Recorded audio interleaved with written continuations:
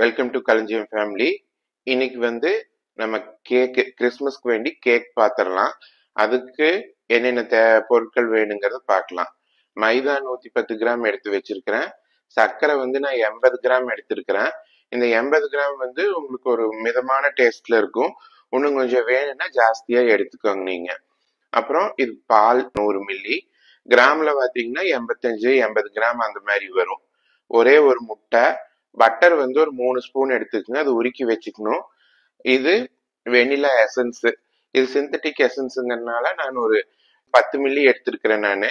அப்புறம் baking powder, இது ஒரு 6 கிராம் எடுத்திருக்கிறேன், அதாவது ஒரு ஸ்பூனுக்கு பக்கமா வரும். இப்ப வாங்க எப்படி பண்றதுன்னு பாத்திரலாம். இப்போ வாங்க கேக் செய்யறதுக்கு ஆரம்பிச்சிடலாம்.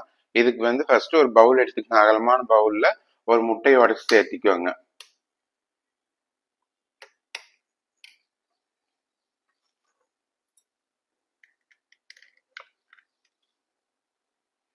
பாருங்க, இப்ப இந்த முட்டையை நல்லா இப்படி உடைச்சு விட்டுருங்க. பீட்டர் யூஸ் பண்ண வேண்டாம், சும்மா உடைச்சு மட்டும் விடுறேன் நான். இப்படி அந்த மஞ்சக்கரு எல்லா பக்கம் கலக்கிற மாதிரி உடைச்சு விட்டுக்கோங்க.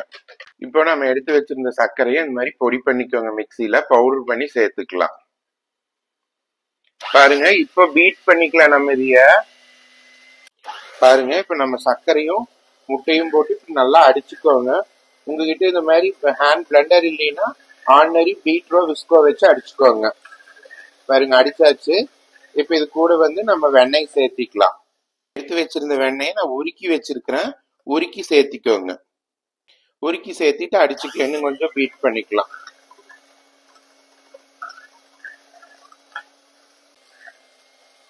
இப்ப எடுத்து வச்சிருந்த வெனிலா எசன்ஸ் சேர்த்திக்கலாம் உள்ள. அதையும் சேர்த்து ஒரு பீட் கொடுத்துருங்க.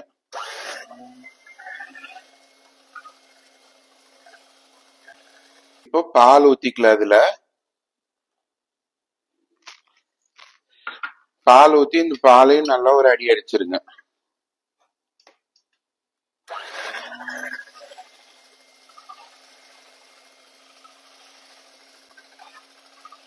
பாருங்க, பாலும் அடிச்சாச்சு. நீ அடுத்தது நம்ம எடுத்து வச்சிருந்த மாவுகளை சேர்த்துக்கலாம். அது சலிச்சு சேர்த்துங்க. இந்த மாதிரி ஒரு ஜல்லடை வச்சு இப்படி சலிச்சு சேர்த்திருங்க. இது கூடவே எடுத்து வச்சிருந்த பேக்கிங் பவுடர் சேர்த்துக்கலாம். சேர்த்துட்டு சலிச்சு விட்டுருங்க. இப்ப இந்த மாவை அடிச்சுக்கலாம். உங்ககிட்ட இந்த பீட்டர் இல்லைன்னா நீங்க ஹேண்ட் பிளண்டர் வச்சு அடிச்சுக்கலாம்.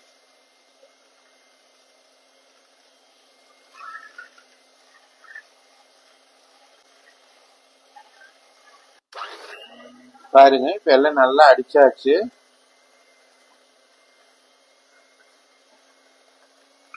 நீங்க எந்த பாத்திரத்தில் வைக்கிறீங்களோ அந்த பாத்திரத்தை எடுத்துக்கோங்க. அதுக்கு நல்லா வெண்ணெய் ஃபர்ஸ்ட் கிரீஸ் பண்ணிக்கோங்க.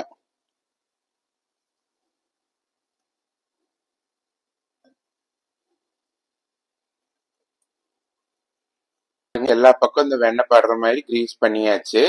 இப்ப இதுக்கு மைதாவை டஸ்ட் பண்ணிக்கலாம். இப்ப இந்த டஸ்டிங்க்கு ஒரு ஸ்பூன் மைதா எடுத்திருக்கிறேன் நானு. இது எல்லா பக்கம் போட்டு விட்டுட்டு அப்புறமா உருட்டி எடுத்துக்கோங்க.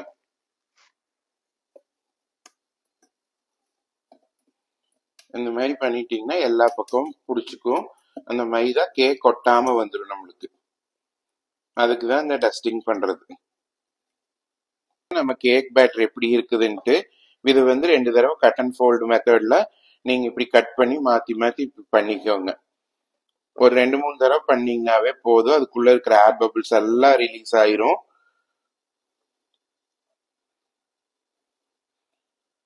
இப்ப பாருங்க, நம்ம இந்த எந்த பாத்திரம் எடுத்து வச்சிருக்கிறோமோ அதுல மாத்திக்கலாம். இப்ப நான் மாத்திக்கிறேன். பாருங்க, இதுல மாத்திக்கலாம். இது கடைசியில இந்த கேக் வேக வைக்கிறதுல ஒரு ட்விஸ்ட் இருக்குது. அது என்னங்கிறது பாருங்க, கடைசியில தெரியும் உங்களுக்கு. பாருங்க, நான் அந்த பேட்டரி இதுல ஊத்தி வச்சிருக்கிறேன். எனக்கு கால்வாசிக்கு இருக்குது. இந்த அளவுக்கு ஊத்துனீங்கன்னாவே போதும். இது உங்களுக்கு இந்த டைம்ல உங்களுக்கு கப் கேக் டின் இருந்ததுன்னா அந்த கப் கேக் மோல்டுகள்லயும் ஊத்தி வச்சுக்கலாம். நான் இப்ப ஸ்பாஞ்ச் கேக் இப்படி பிளைனா தான் செய்யறேன். இன்னொரு தடவை உங்களுக்கு நான் கப் கேக்ல கப்புகள்ல ஊத்தி காட்டுறேன். பாருங்க, இப்ப ஊத்தி வச்சாச்சு. நல்லா டேப் பண்ணிக்கோங்க. 2 தடவை 3 தடவை டேப் பண்ணீங்கன்னா அதுக்குள்ள இருக்கிற பபிள்ஸ் எல்லாம் ரிலீஸ் ஆயிரும். இப்ப இது எடுத்து வச்சிடலாம் வாங்க. இப்ப இது வந்து உங்களுக்கு ஒரு ட்விஸ்ட் இருக்குன்னு சொன்னோம் இல்லையா, இந்த கேக்கு நம்ம இட்லி பாத்திரத்துலதான் வேக வைக்கிறோம். பாருங்க, தண்ணி ஊத்தி கொதிக்க வச்சிருக்கோம் இட்லி பாத்திரத்துல. இப்ப அதுலயே வந்து இந்த இட்லி பிளேட்டு இப்படி மாத்தி போட்டுக்கோங்க. போட்டுட்டு இதை உள்ள வச்சிருங்க. பாருங்க, இப்ப இது ஊத்தி நம்ம பாத்திரத்துல வச்சுட்டோம் இட்லி பானையில. இப்ப அது மேல ஒரு துணி போட்டுக்கோங்க. வெள்ளை துணி போட்டுட்டு இந்த மூடி வச்சிடலாம். மூடி வச்சுட்டு ஒரு 20 நிமிஷத்துக்கு விட்டுருங்க. இடையில வேணா ஒரு தடவை ஓபன் பண்ணி பாருங்க. இப்ப 20 நிமிஷம் கழிச்சு நான் உங்களுக்கு காட்டுறேன். நம்ம கேக் வச்சது எப்படி இருக்குன்னு பாக்கலாம். வச்சு 10 நிமிஷம் ஆச்சு. இப்ப எப்படி இருக்குதுன்னு பாத்திரலாம் வாங்க.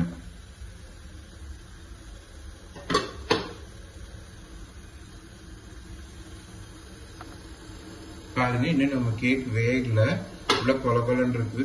பார்த்தாவும் உங்களுக்கு தெரியும். இது நல்லா வேகணும். இன்னும் கொஞ்ச நேரம் இருக்கட்டும், வெந்ததுக்கு அப்புறம் காட்டுறேன். கேக் வச்சது 25 நிமிஷம் ஆச்சு. இப்ப எப்படி இருக்குதுன்னு பாக்கலாம்.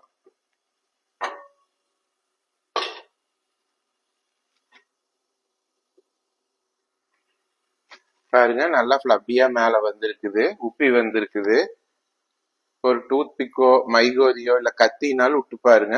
இப்ப பாருங்க, ஒட்டாம வந்திருக்குது. இந்த மாதிரி இப்ப ஆஃப் பண்ணிட்டு எடுத்துடலாம். நம்ம கேக் எடுத்து வெளியில வச்சாச்சு.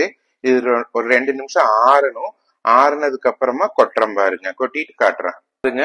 நம்ம கேக் ஆறிடுச்சு. இப்ப இது வந்து நீங்க கத்தி எல்லாம் வச்சு எதுவுமே ஓரத்தை எடுத்து விட வேண்டாம். அப்படியே ஸ்மூத்தா வந்துடும் பாருங்க. சும்மா ஜஸ்ட் இப்படி எடுத்து மட்டும் விடுங்க. எடுத்து விட்டுட்டு திருப்புங்க, அப்படியே வந்துடும்.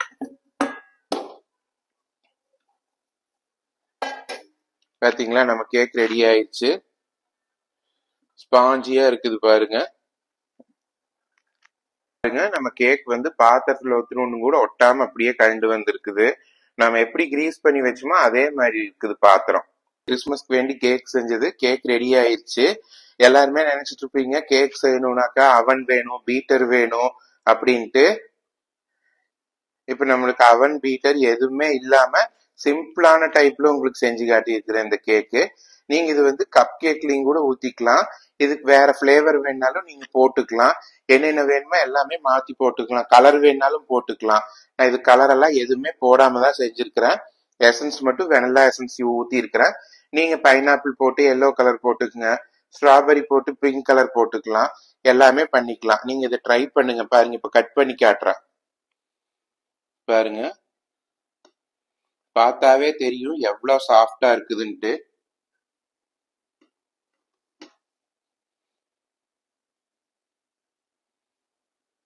பாருங்க, அப்படியே நான் உங்களுக்கு சுட சுட தான் காட்டுறேன். பாருங்க எவ்வளவு சாஃப்டா பஞ்சு மாதிரி இருக்குதுன்னு பாருங்க. இந்த கேக் ட்ரை பண்ணி பாருங்க. எப்படி இருக்குதுன்னு கமெண்ட் பண்ணுங்க. உங்களுக்கு பிடிக்கும்னு நினைக்கிறேன். பிடிச்சிருந்துச்சுன்னா ஃப்ரெண்ட்ஸ் கூட எல்லாம் ஷேர் பண்ணிக்கோங்க, லைக் பண்ணுங்க. நீங்க முதல் தடவை பாக்குறவங்களா இருந்ததுன்னா சப்ஸ்கிரைப் பண்ணிக்கோங்க. கூடவே பக்கத்தால் இருக்கிற பெல் பட்டன் அமுத்திக்கோங்க. அப்பதான் நான் போடுற வீடியோவெல்லாம் உடனுக்குடனே உங்களுக்கு கிடைக்கும். தேங்க்யூ.